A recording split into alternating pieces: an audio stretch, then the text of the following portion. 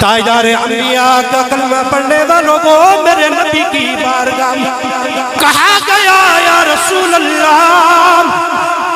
ہم آنا چاہتے ہیں آپ کے دربار میں،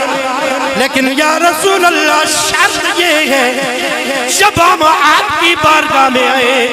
یہ غریب لوگ نہیں ہونے چاہیے،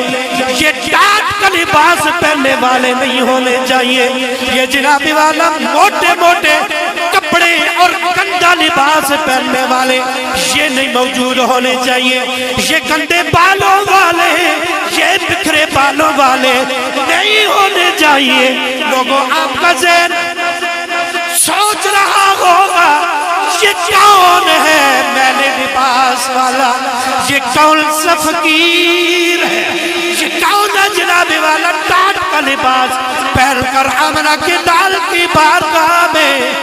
زندگی بسر کرنے والا۔ آپ کا دل ابھی انتظار میں ہوگا کہ جلدی جلدی نام لیا جائے کہ یہ کون ہے جس کے بال بکھرے ہوتے تھے، جو گندا مندا دیوانہ بن کے سارا کے بابا کے طرف پہ بیٹھا ہے۔ لوگوں پھر آؤ میں آپ کو بتاتا چلوں، ان میں سے ایک کا نام حضرت بلال ہے، ان میں سے ایک کا نام حضرت سلمان فارسی ہے، ان میں سے ایک کا نام حضرت صہیب رومی ہے، ایک کا نام حضرت مقداد۔ یہ وہ لوگ ہیں لوگوں نہ جن کا گھر ہے نہ جن کا پار ہے، ان کا سب کچھ دین بھی ایمان بھی گھر پار بھی مال و دولت بھی سب کچھ فقط مدینے والے کی ذات۔ یہ ہے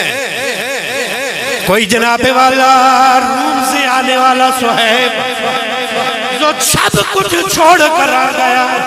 کوئی جناب والا سلمان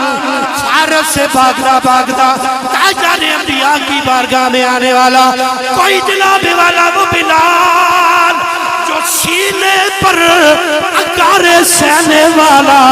آج عظمت یہ مل گئی لوگوں، جب جناب والا رئیسوں نے امیروں نے یہ مطالبہ کر دیا حضور جب ہم آپ کی بارگاہ میں آئے یہ غریب نہیں ہونے چاہیے، ابھی لوگوں بات چلی رہی تھی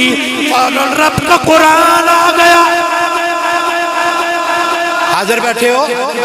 فوراً رب کا قرآن آ گیا، میرے اللہ نے فرمایا میرے یارا دفع کر ان امیروں کو، دفع کر ان رئیسوں